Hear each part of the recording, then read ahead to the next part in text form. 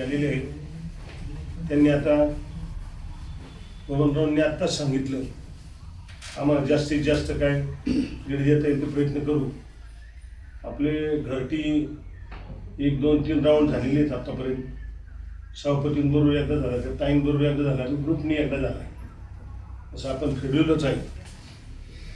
तर आपण ग्रामस्थांनी आता दादांनी तळमळीने सांगितलं तसं बुवांनी सुद्धा सांगितलं, याचा आपण सर्वांनी विचार करू.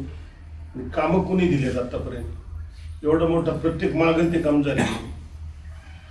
स्मशानभूमीपासून चालू करायचं तिथं सगळ्या गोष्टीत जायचं, मंदिरांना सुद्धा सहज आपण मागणी करतो. तुम्ही मंडळी मागणी करताय, बबनराव पाठपुरावा करतात, मी करतो, अजून कोणी आहेत, ग्रामपंचायत आपली सगळ्यांनी पाठपुरावा. जी मागणी झाली ती कामं साहेबांच्या, दादांच्या, कैलासभाऊंच्या यांच्या माध्यमातूनच झालेली आहेत.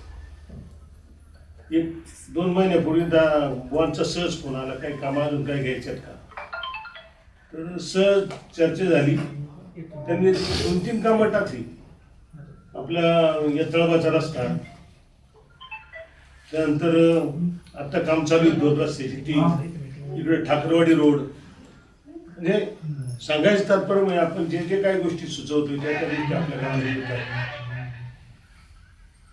आमचं आता मूळ पस्तींची अडचण होती, गेल्या इलेक्शनला आपण ती सांगितली तरी 10 लाख रुपये पडले. कर्मधर्म सहयोगाने 10 लाखात म्हणून शेतकाम नाही झालं, सगळं काम तरी पुरं करायची जबाबदारी आपण बुवांना सांगितलेली आहे.